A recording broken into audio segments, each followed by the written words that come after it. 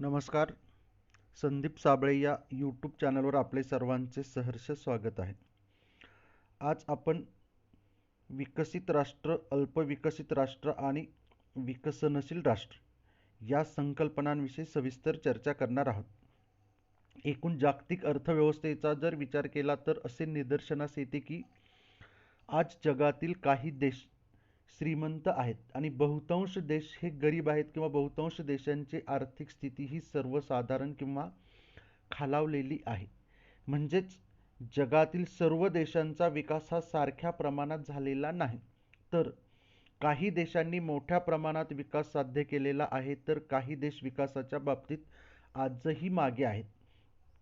जगातील विविध देशांनी किती प्रमाणात विकास साध्य केला आहे या आधारावर, त्याचप्रमाणे वेगवेगळ्या दृष्टिकोनातून जगातील देशांची वेगवेगळ्या गटामध्ये विभागणी केली जाते. त्या विभागणीचं आपण या ठिकाणी आज विश्लेषण करणार आहोत. वेगवेगळ्या दृष्टिकोनातून जगाची जी विभागणी केली जाते त्या विभागणीमध्ये दोन दृष्टिकोनांचा विचार केला जातो. त्यातला पहिला दृष्टिकोन आहे परंपरागत दृष्टिकोन. विकासाच्या संदर्भात विकसित राष्ट्र, अविकसित राष्ट्र, विकसनशील राष्ट्र, अल्पविकसित राष्ट्र, गरीब राष्ट्र किंवा मागास राष्ट्र इत्यादी प्रकारचे शब्दप्रयोग हे केले जातात. सामान्यपणे ज्या देशाचे दरडोई उत्पन्न हे पाश्चिमात्य प्रगत राष्ट्रांपेक्षा बरेच कमी आहे आणि ज्या राष्ट्रामध्ये अजूनही आधुनिकीकरणाचा वापर सुरू झालेला नाही, त्यांना मागास राष्ट्र म्हणण्याचा प्रघात आहे.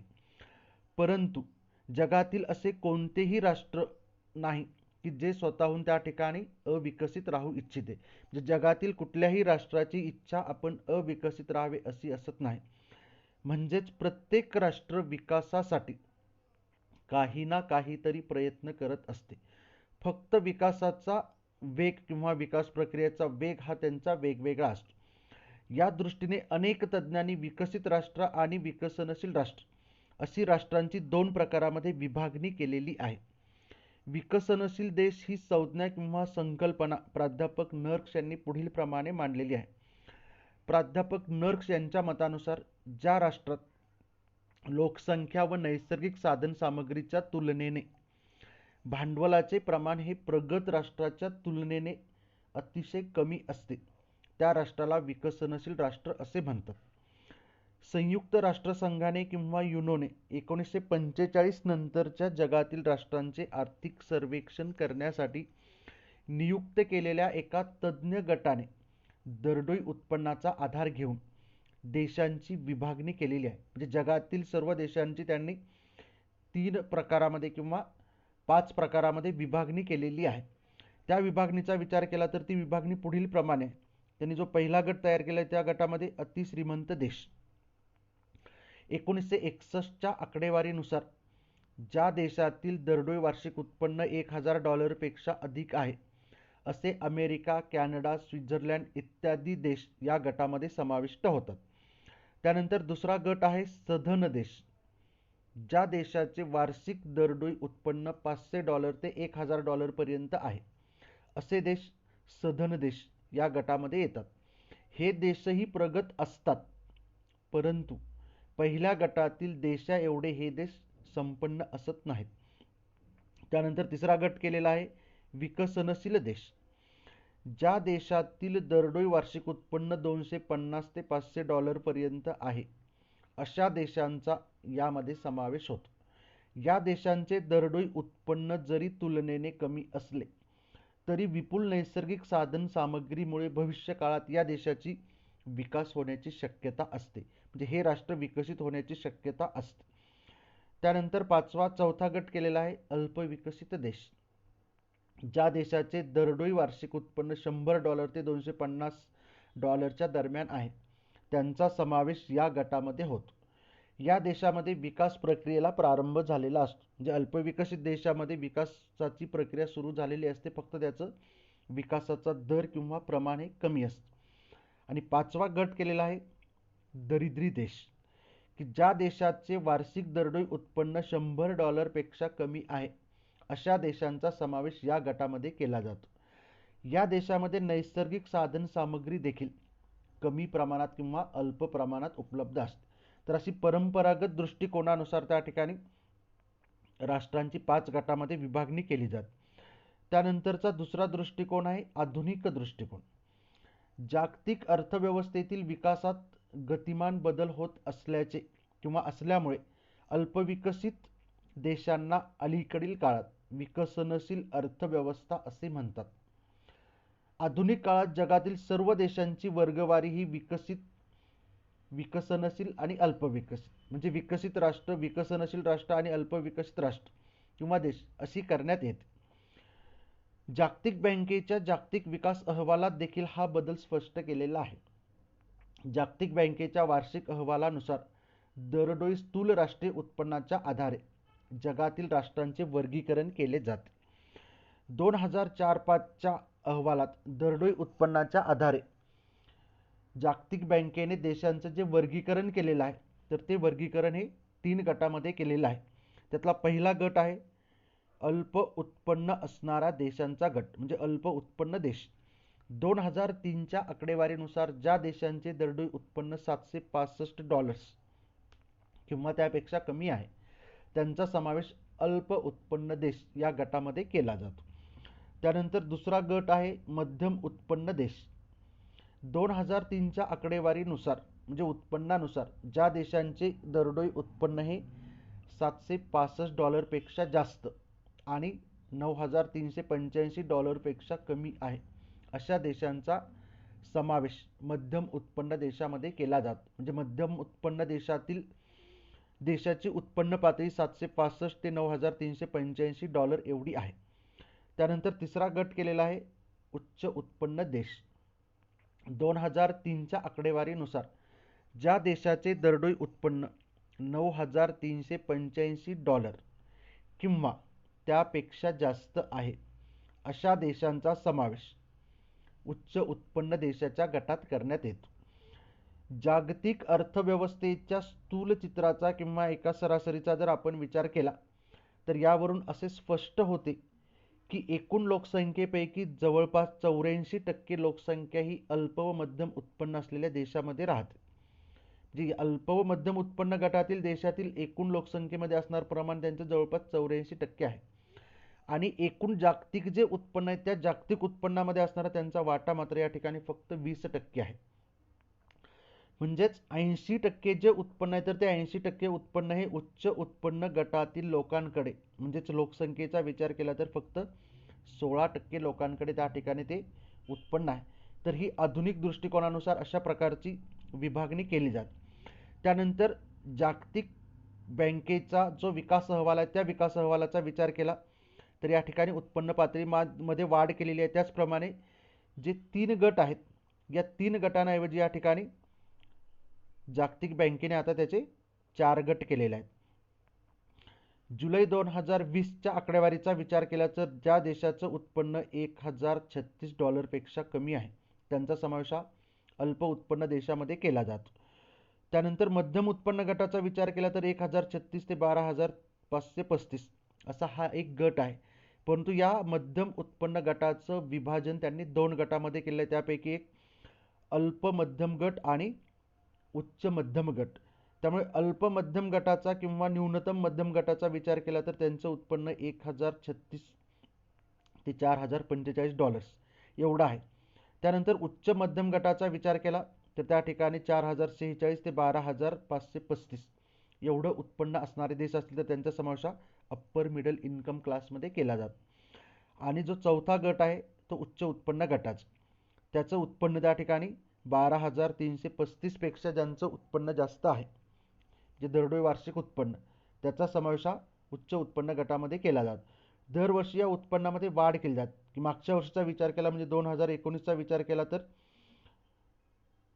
अल्प उत्पन्न गटाची उत्पन्न मर्यादा या ठिकाणी 1,026 होती ती आता $1,036 एवढी झाली. त्यानंतर या ठिकाणी जी मर्यादा आहे तर ती मर्यादा ही सातत्याने बदलत जात.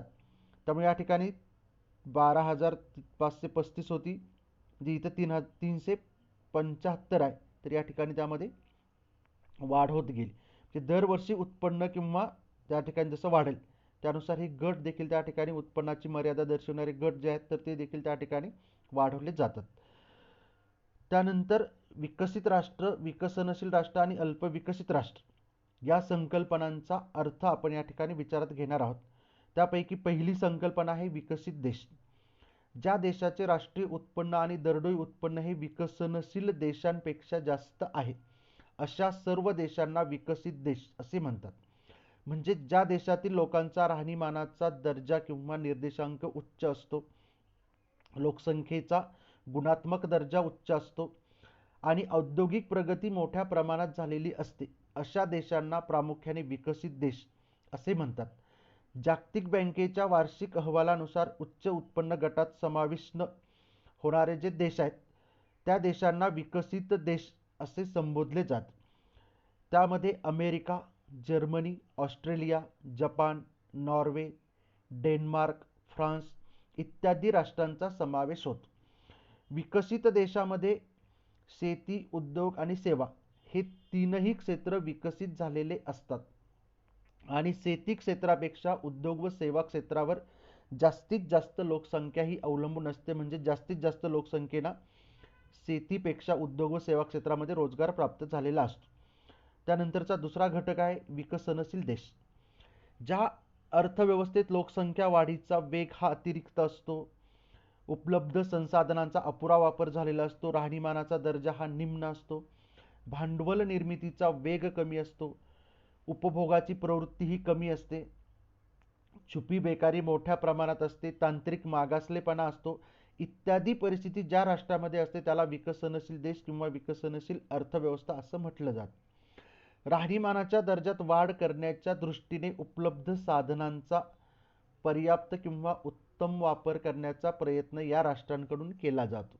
विकसनशील देशाच्या वेगवेगळ्या अर्थशास्त्रज्ञांनी व्याख्या केलेल्या आहेत. त्यापैकी पहिली व्याख्या आहे जेकब वायनर यांची. कनिष्ठ पातळीवर राहणीमान असणाऱ्या जनतेला भविष्यकाळात उच्च राहणीमान प्राप्त करून देण्यासाठी आवश्यक ती साधनसामग्री ज्या देशाजवळ आहे, असा देश विकसनशील समजला जावा. म्हणजे सध्या ज्या देशातील लोकांची राहणीमानाची पातळी कनिष्ठ आहे, परंतु भविष्यकाळात त्यांना उच्च राहणीमानाचा दर्जा प्राप्त करून देण्यासाठी आवश्यक साधनसामग्री ज्या देशाजवळ आहे, त्याचा समावेश हा विकसनशील देशामध्ये केला जातो. त्यानंतर दुसरी व्याख्या केलेली आहे कोलिन क्लार्क यांनी. विकसनशील अर्थव्यवस्था म्हणजे अशी अर्थव्यवस्था की ज्यामध्ये कृषी सारख्या प्राथमिक व्यवसायाचे वर्चस्व असते आणि अर्थव्यवस्थेतील द्वितीय व तृतीय व्यवसायाचे किंवा क्षेत्राचे प्रमाण हे उत्तरोत्तर वाढत गेलेले असते. तर अशा अर्थव्यवस्थेला विकसनशील अर्थव्यवस्था असं म्हटलं जातं. म्हणजे कोलिन क्लार्कच्या व्याख्येनुसार विकसनशील अर्थव्यवस्थेमध्ये शेती क्षेत्राचं प्रभुत्व असतं आणि द्वितीय आणि तृतीय क्षेत्राचा जो विकास आहे त्याचा विचार केला तर ते क्षेत्र त्या ठिकाणी विकसित होत गेलेलं असतं. त्यानंतर तिसरी व्याख्या केलेली आहे प्राध्यापक बेंजामिन हिगिन्स. ज्या देशाजवळ साधन सामग्री असते आणि औद्योगिकरण व आधुनिकीकरणाचा अवलंब करून जे देश प्रगतीपथावर वाटचाल करत असतात, अशा देशाला विकसनशील देश किंवा विकसनशील अर्थव्यवस्था असं म्हणतात. थोडक्यात आर्थिक विकास करण्यासाठी मोठ्या प्रमाणात भांडवल निर्मिती, आधुनिक तंत्रज्ञान व विकसित देशांचे अनुकरण करून राहणीमानाची पातळी वाढवण्याचा प्रयत्न करणारे जे देश आहेत, त्या देशांचा समावेश हा विकसनशील देशामध्ये किंवा विकसनशील अर्थव्यवस्थेमध्ये केला जातो.